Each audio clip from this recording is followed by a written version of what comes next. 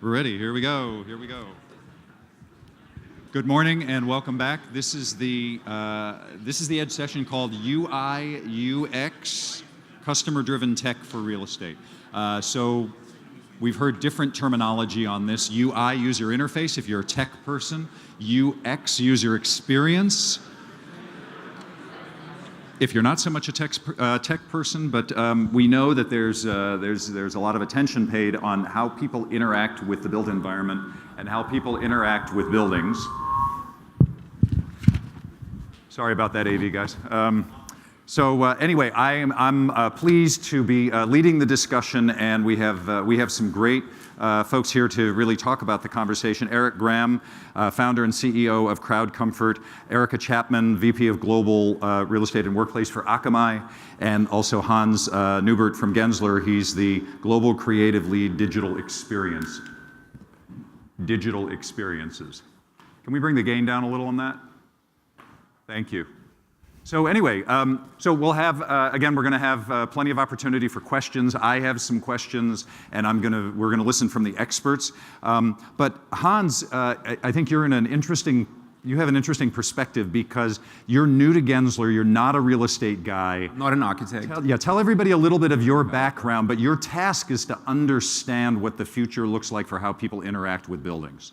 Yeah, that's one of your tasks. Well, one of them, yeah. We're sort of focusing on on understanding greater symbiosis between physical and digital behaviors, essentially. So as all of us here are somewhat distracted by our digital lives, knowing also that our physical lives are essentially very, very important, like we're here in this space right now, to bring us all together.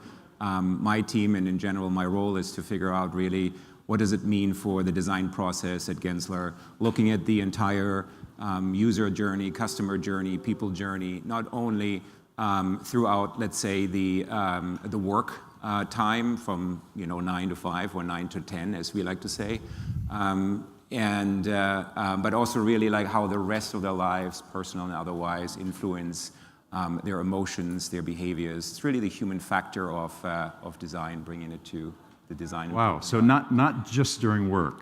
Yeah.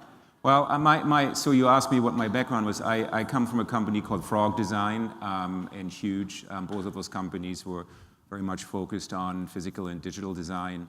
I spent most of my life looking at consumer products and then realizing eventually that the ease with which we are trying to, or let me say that the ease of use that we're trying to bring to the product world really would be, I would say, just as useful in the build and architecture world. So what was your first impression of this crazy business, the real estate business, right? Oh, well, I've you shared with me, how many times did you ask Gensler whether they really wanted you to come do this? I don't know, like 15 times or something. Really like, but I had worked with architects for the last 15 years, so it's not like I'm completely new to the built environment. What was interesting is that I've been hired, or the companies I used to work for had been hired by clients most of the time to essentially look at at an experiential blueprint for new endeavors, often in form of, I would say, playbooks, then working later with architects and making them real. And this brought me to working with companies like Anheuser-Busch or science institutes, various corporate clients that were basically saying, we're not getting a people-first perspective in the design process from the architects or builders that we're working with, and so they would bring us in. We would go through the process and then often create materials that would hope to enlighten the entire process. Usually, though, with the effect that it landed straight into the trash, and then everything started over. And so I found one day that perhaps in order to change that, I need to actually join forces with architects, and that's what I did. Okay. Another thing I would add to this is that many sort of digital products are being introduced into the build space, not just at work, but really in retail, mixed use, airports, and so forth, without any consideration for really how it ultimately impacts the actual physical environment. If anybody here uses Starbucks app, for example, 30% of the business right now is being run through that app. You might have found that as you wait in line right now with the expectation to get your coffee in under 3 minutes, that you're just as that you'd have to wait just as long as any regular visitor to the Starbucks retail as So what was the coming point? to pick it up. Mostly because it's just not designed for that kind of flow. Right, right. So we hope to change that. Well, that's a great background. So Hans is sort of our non-real estate person, but also we have Erica Chapman, who is on the occupier side. So Erica, tell us a little bit about what you're experiencing in the war for talent, the interaction with your teams with the building. What are you seeing? The war for talent globally? Yeah. I mean, it's disparate by market. So, I mean, in technology, I think as most people have seen or can imagine, it's very competitive. And so we do look at that from an attraction retention perspective. But we also look at it from a market saturation. So, for example, we have a pretty important location. It's one of our centers of excellence in Krakow, Poland. And many of these small markets, and I would say similarly in Costa Rica, I'll use them as an example. And many of these small markets, or smaller markets, certainly not tier one, are really wonderful locations to locate for technology talent. But as we grow, other technology companies who either have come in advance or come in after similarly grow. And what's important when you look at them, and I use those two as an example because both have a commute population within about 20-mile radius of, just over 1 million people, maybe 1.5 million. But in Costa Rica, the entire country is very small and doesn't have a population that's significantly more than that, where Poland does. And we look at the academic environment as well, and if it's really possible to continue to add labor, so how fast is the technology sector growing? But all of these variables are important because you have labor arbitrage that occurs, you have wage inflation that occurs very quickly, and ultimately it becomes very difficult to hire if you grow too large in some of these smaller tier 2, tier 3 cities. So, it's an important consideration when you're going in to kind of decide what is the intention for us being there, because we can't just grow indefinitely and assume that from a cultural perspective, from a career development, from retention, that all those things will remain constant over time. And so I'm assuming that obviously different countries, different cultural needs. For instance, in Poland, we had an Eastern European panel, which was fantastic. Was anybody there? Yeah, a few people were there. The moderator was great.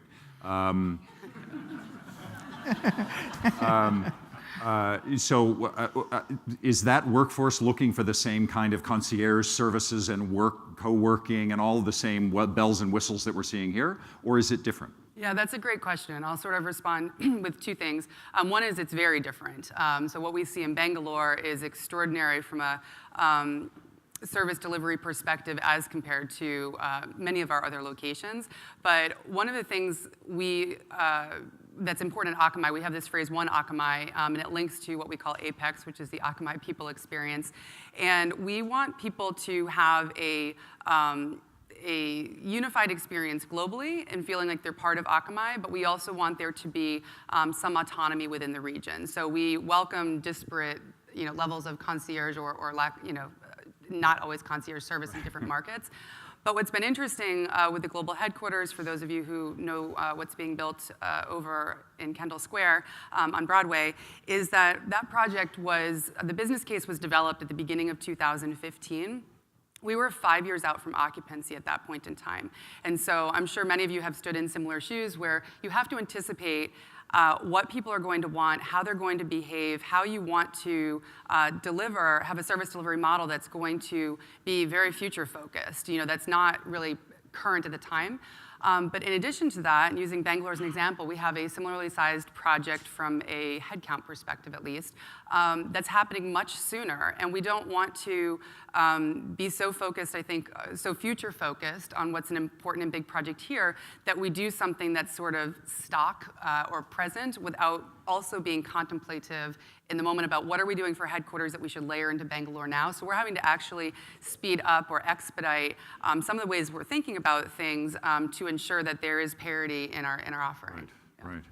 That's great. We'll come back to that. Eric Graham, Crowd Comfort is one of, as you may know, Andrea mentioned it, we follow a whole bunch, thousands of real estate tech startups, and in a variety of different categories. And there is this group of UI, UX, different solutions, different types of approaches to engaging with people who are in the building. Retail was kind of ahead of, in the technology space, sort of ahead of it, understanding the users, but now it's coming into the office environment and other, and actually all product types. So Eric, tell us a little bit about, just briefly about Crowd Comfort, and then what you're seeing with your corporate users. What is it that they're trying to solve?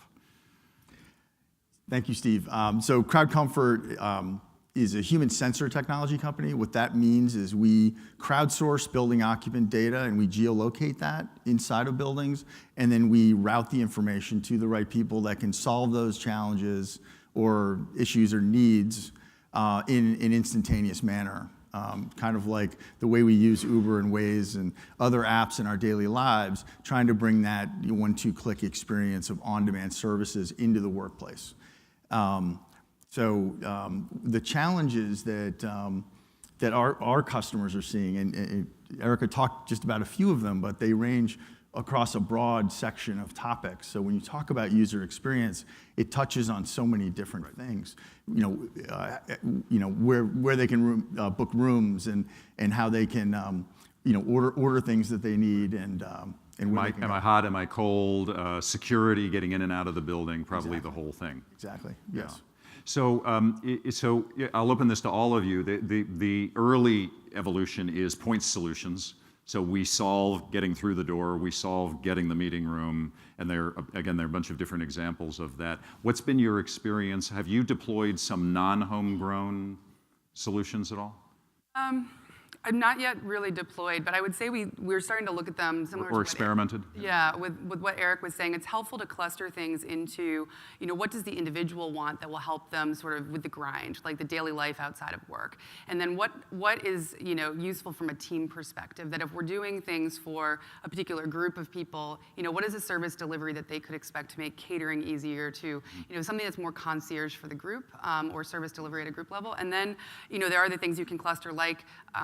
Things that fall under the facilities or global ops umbrella, which is hot and cold, right. Security, things like that. And so when we look at them in 3 different areas, it sort of helps us think about it in a different way. But we haven't specifically deployed anything. We've done more point, but we have tried to integrate some things. I would say we're still on the frontier of that. Yeah, and we're just starting to see some integration and some platforms, but it's again we're early in the tech cycle.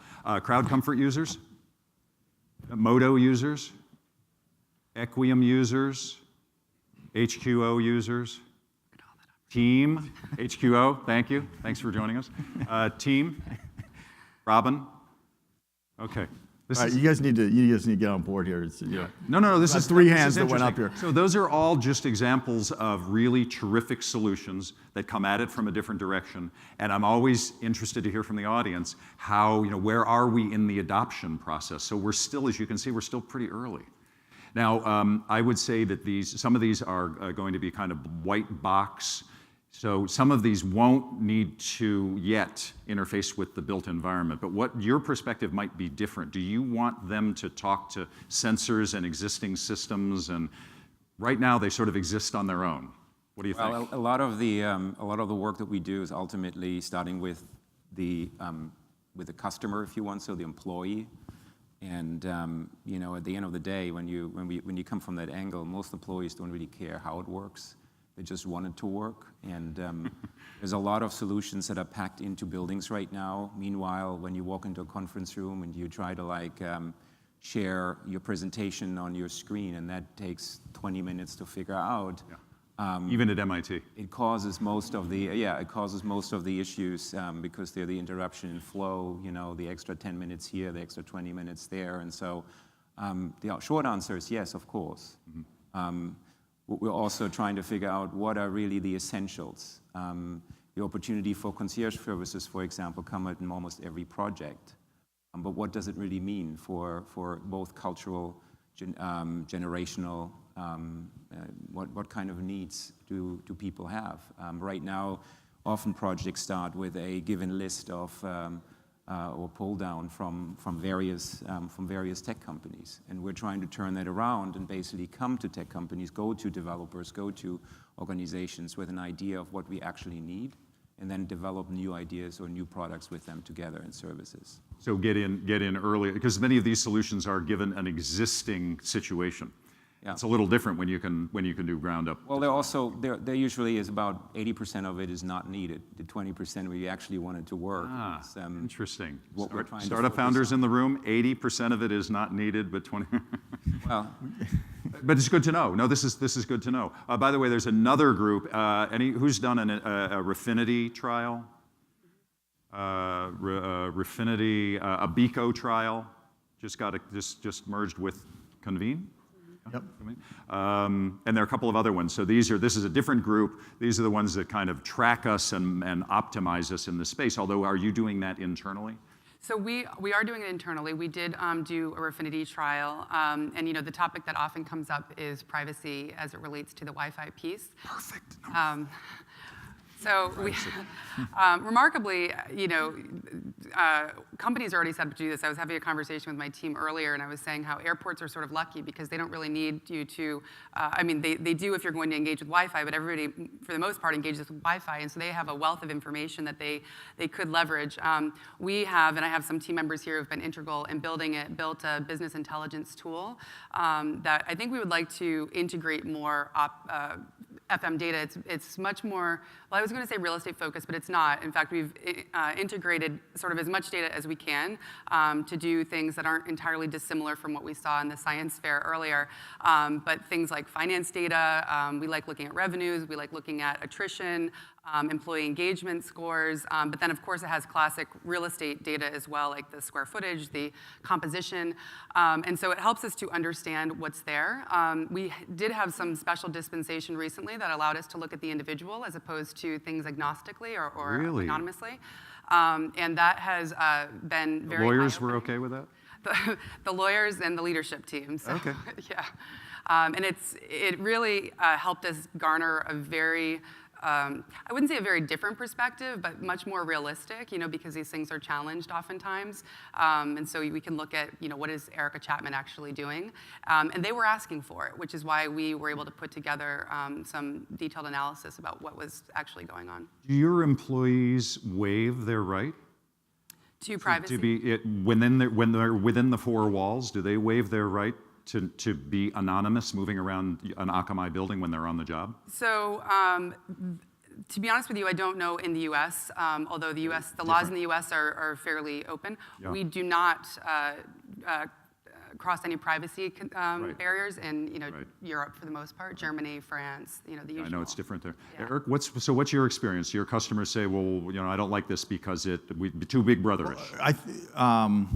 So I think there's definitely a concern about being tracked in buildings. I think that's a common concern for people. But we are being, allowing for tracking. We all are. Yeah. Tracked. But it's different when it's your employer Oh, true. and you, as opposed to you just for yourself to know how to navigate traffic or something like that. I was going to go back to the question about integration, and I think that's one of the things that gets really hard. I think one of the reasons not a lot of hands have raised here is because it gets very complex quickly with these giant organizations where they have various third parties that serve certain parts of the needs of employees, but others that do other things, and then internal team members. So the integrations not only start with, say, the systems and the HVAC control systems, but also the third-party systems on the back end. Yeah, and how hard is that? If everybody played nice in the sandbox, is it a technical issue or is it a kind of a procedural and territorial issue? It's all of the above, but I think, if other... You probably have some Well, experience. definitely both of that, and it's a user experience problem too, because often there are many different systems with different access points, and Right. so like your solution sits over everything. I heard this example recently that, we could choose with, our Amazon accounts, for example, to opt out of all of this like curating that they do on our behalf based on our interests. And that's actually, far more pervasive than what we're doing in the work environment. But I think the trade-off that we'll see in the future is that if you would like, tensionless or streamlined concierge service delivery, then there's going to have to be an opt-in so that we can actually have the data to effectively, and proactively provide that. Right. And if you're opting out, then that's what your user experience is going to be impacted. Yeah, interesting. Okay, questions from the audience, because I know you have a bunch. One back here. I'll repeat them so we can all hear.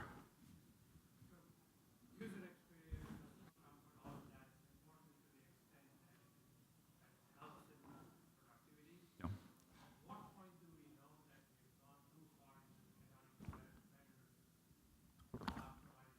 Gone too far into?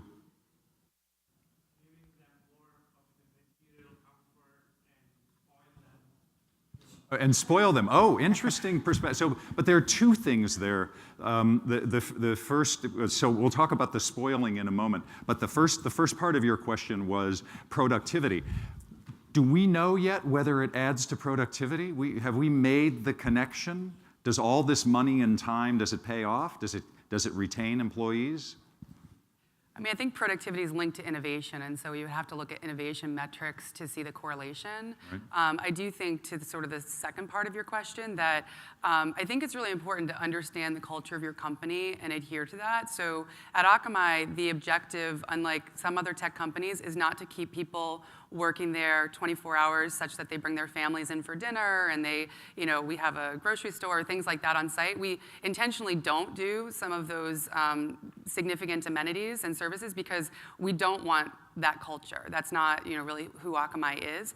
And I think if we went after that, not only would we influence a cultural shift, which could be negative and could undermine productivity or innovation, then I think we've gone too far. And so if you are always looking at what the other company or somebody else might be doing in the sandbox next to you, I think that's a miss.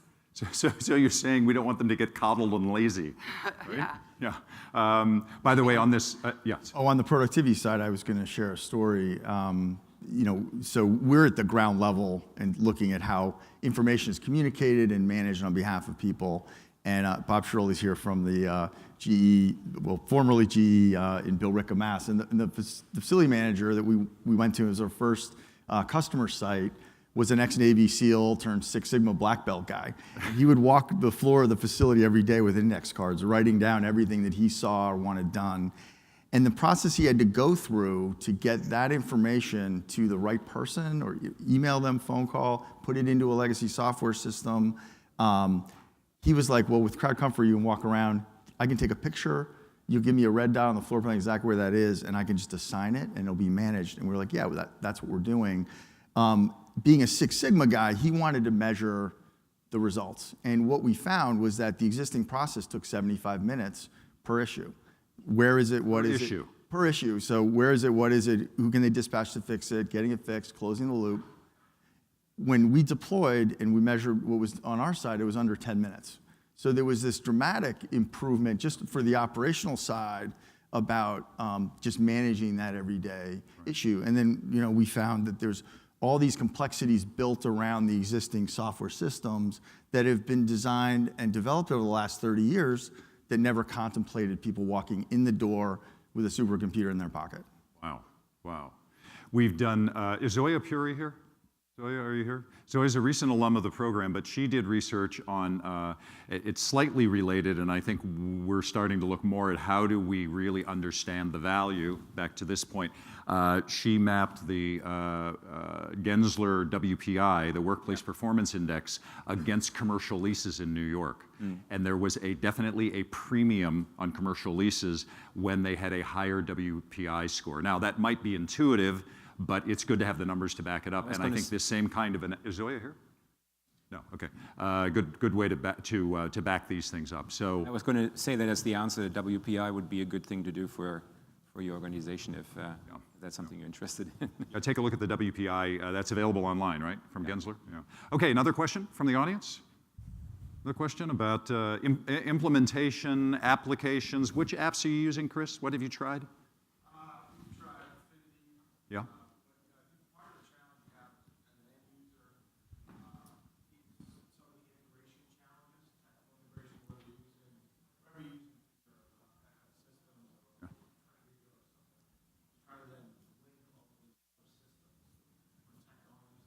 Right.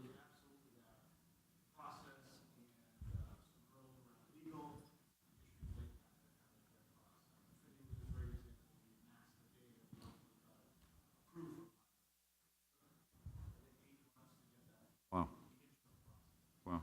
So do we think we're gathering a bunch of data? Have we even begun to unlock what we're going to be able to? I mean, the analytics is separate from gathering the data.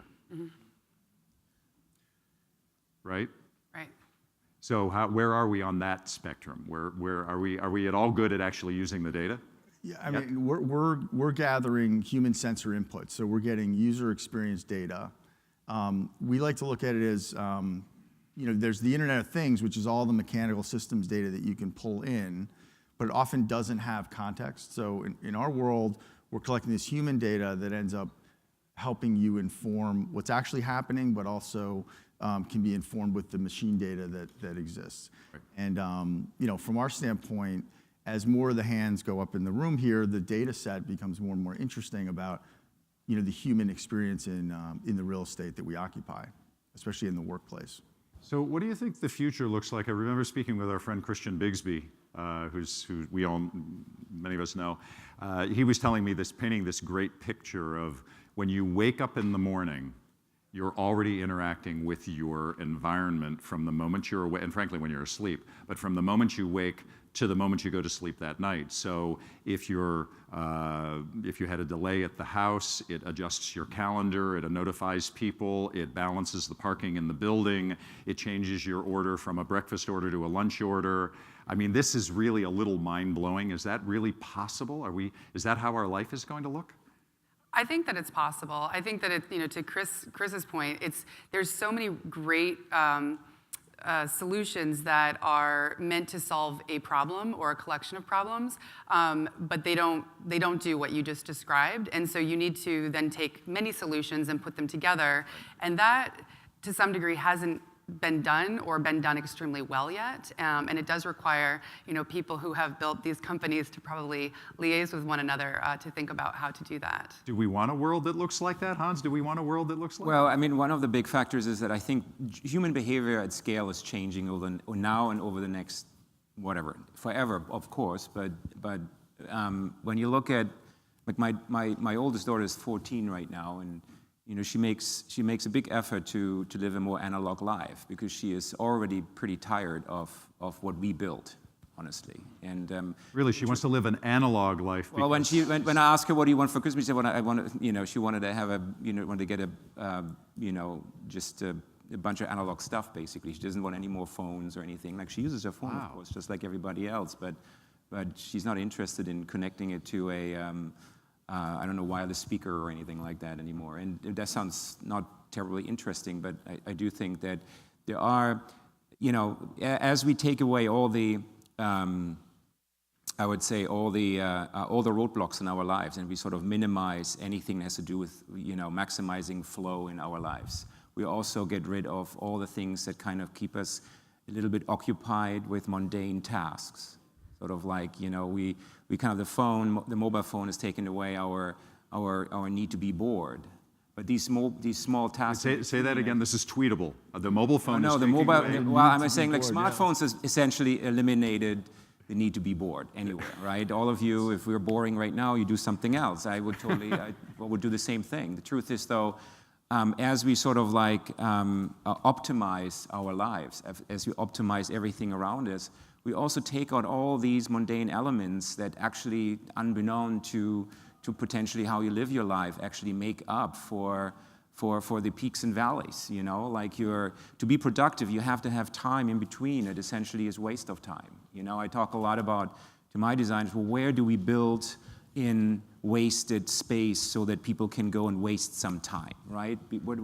It's great to be connected, but people also need to have personal time. They need to be able to procrastinate. And I think procrastination is a big part of what keeps us creative.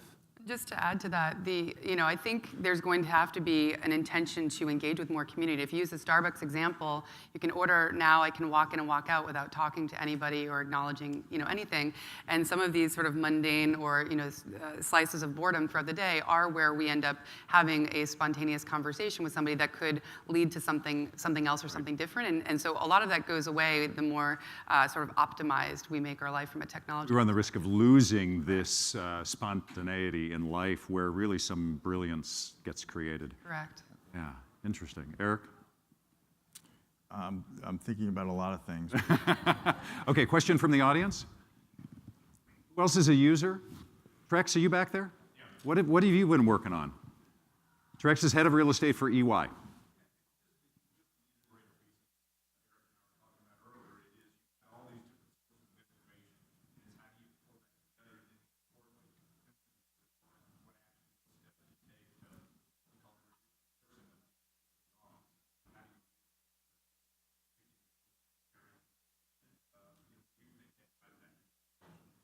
Have you had employees, this is a good question for everybody, have you had employees send you an email saying, I just read about this thing, this app, this solution, we should really try this because a friend of mine has it down the street, or I read about it, it looks great, it would solve this problem.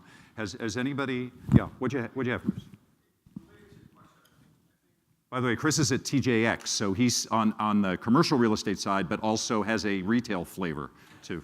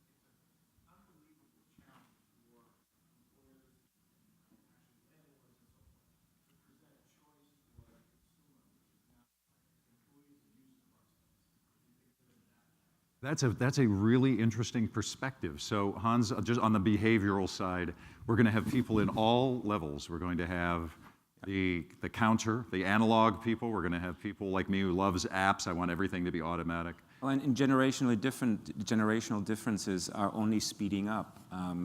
We talked about millennials for a long time and Generation X. That's all great, but not to put my daughter up there again, but there's a big difference between a 14-year-old and a 16-year-old and an 18-year-old right now, and these are 2 years differences. And she's a Z, right? She's a Z, apparently? Because we've reached peak millennial. We've reached peak millennial. So. I could tell you stories, but yeah. But my point is, so us creating more adaptive environments that basically are both easy to change and evolve, as well as teaching people to interact and play together generationally across the entire spectrum is an important task, I think, for these next 10 years. I actually think that maybe the next 2 generations of buildings, maybe 3 generations, are basically setting the stage for the 50 years that come after this. Wow. Because we're finally sort of at a maturing place of maturity and have reached a tipping point where we can actually have enough input. We have enough insights, and we see what is happening right now, that we hopefully make good design decisions that actually allow us to at least prototype these. And I say prototyping because that's probably the biggest difference for me. I come from a very iterative, software-driven environment where we release a beta and we release another one, and we tell people, don't worry, it's going to get fixed. People are willing to get along with that, but obviously as an employer or as a developer, you don't have that choice. You can't necessarily do that, although perhaps not yet. Perhaps that is essentially what we need to do. Bring people along on the journey of actually designing the environments that they're going to be happy in. And sort of by doing that, then making them part of the process as opposed to the victims, almost that. But the truth is that's sometimes how employees feel. I think it was the CEO of Microsoft who said that companies are no longer, or employees no longer work for companies, companies work for employees. And if you really take that serious, there's a lot of decisions that sort of sit behind that statement. Yeah. Chris Kelly from Convene says what employees want, owners have to deliver, and developers must build. That's very, very different from the way the industry has worked historically. So, a question about, so on this topic of, if we don't have everybody opting in, do we have valid data? If we've only got a portion of the users opting in and we make decisions based on that, what are the consequences? In our world, we For either Eric or Go Eric. ahead, Eric. in our world we get a slice of the population using our apps. It's kind of like Waze. I'm one of the folks that never reports the cop ahead or the pothole, but there's plenty of people that do, and I benefit from that. And so you So get you're a useful free rider, data. basically. Yeah, exactly. So Exactly. There is benefit in getting. We need some critical mass, otherwise you really can't. And you get super users, and those people provide a lot of data. Right. And those are the ones you want. And that exists in all areas of technology. Yeah, The super users end up driving it. So, Erica? We don't have anything that we sort of provision for people to opt out or opt in right now. So everything, both from a legal perspective at all, is something that is data that we can use. But to your point, you just need the majority. I think to your earlier question, though, that I'm not sure anybody actually answered, was do you ever get people who say, hey, I have this great idea, I saw it down the street. Right. So that does happen to us quite a bit. And I'm always grateful because I think it's wonderful when people take an interest in something outside of their wheelhouse of expertise, so to speak. But I will say that we also pay attention to the vocal minority. And in the interest of kind of user experience, one of the hot topics that we have now is gender non-specified restrooms, where we have a vocal group that we're not really sure if it's a minority or majority. But when people offer up, this app that I know of, or this thing that I saw my friend's company do, or an opinion, I think to your point, we do actually bring our colleagues along in the process such that they feel like they were invested in the outcome of whatever we're doing on their behalf. But it's never 100% of the people, right? And so that's sort of the metric that we pay attention to, is can we build for the 80%? Can we deliver to the 80% such that the majority of people are kind of happy in the outcome? Eric, through your continual evolution of the product, have some of these, because I never would have thought that I never thought an app could necessarily be kind of insulting or objectionable, but there are all kinds of, now that I think of it, there are probably all kinds of landmines there. So, yeah, I mean, we focus on native mobile, but we offer different platforms for people to deliver, so web, and so not everyone wants to download an app. Right. So you want to create the easy way, go to where people are as opposed to make them go to where you are. Mm-hmm. And take feedback from if there's some aspect of it that doesn't work for their culture. Right. Possibly. Erica, do you find that it's different because you're a tech company, that you're doing real estate? You have I would think, have an informed employee base. Very techier. Informed. Yes, very informed. Our InfoSec people keep us in line for sure. So yeah, from a technology perspective, I mean, it's been interesting. I've been part of, hackathons, in fact, only 2 at this point, but where I get to look at what people have worked on. And we have colleagues around the world that actually solve for things related to parking, or solve for things related to, co-working space. And, it's a great advantage for us to be able to look at it. I think we try to figure out, hey, can you figure out how to build that for the entire company as opposed to just, your site or location? But they are very adept in the technological details of things. Same thing, Eric, when you're going into a client that's a tech company client versus maybe a kind of a more traditional, less tech-enabled, is it a different conversation? It can be. It's across the board, but I would say, people that are in those companies are easier to adopt. They're hipper to what's going like on. That, yeah. Questions from the audience? Yes, question back here.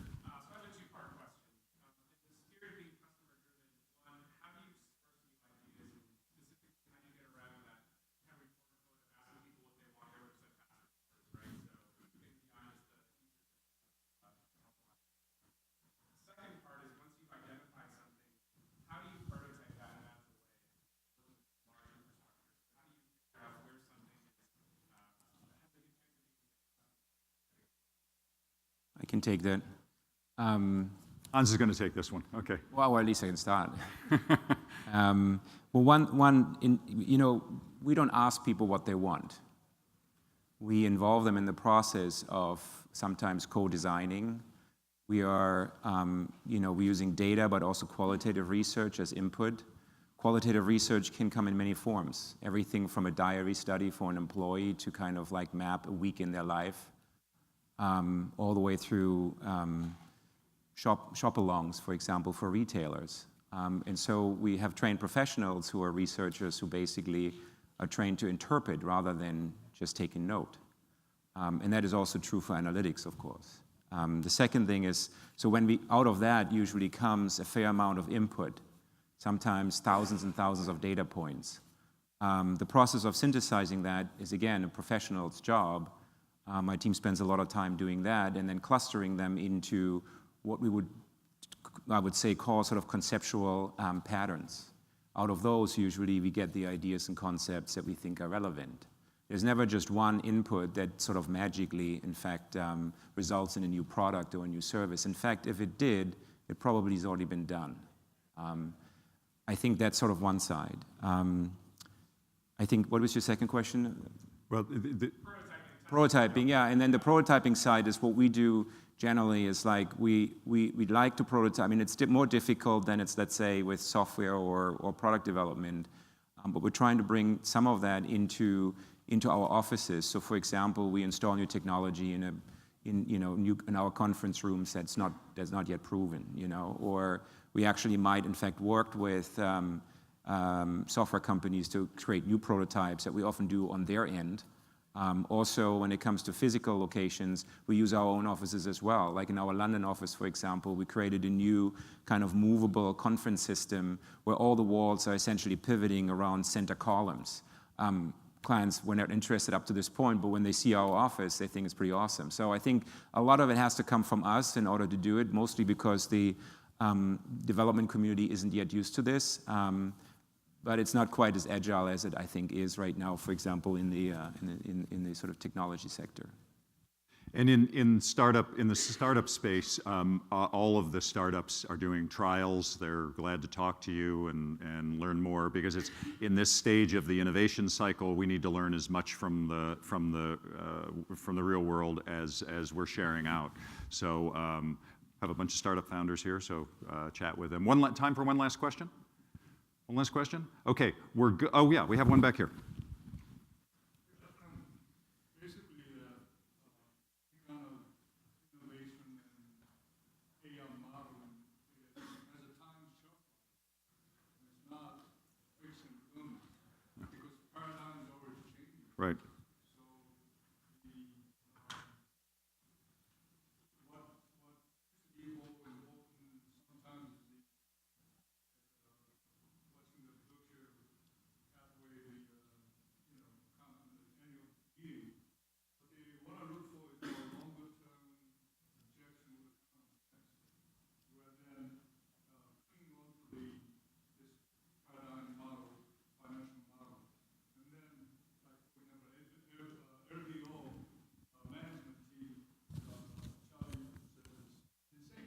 So, would you take away the whole existing paradigm and give it time, then constantly?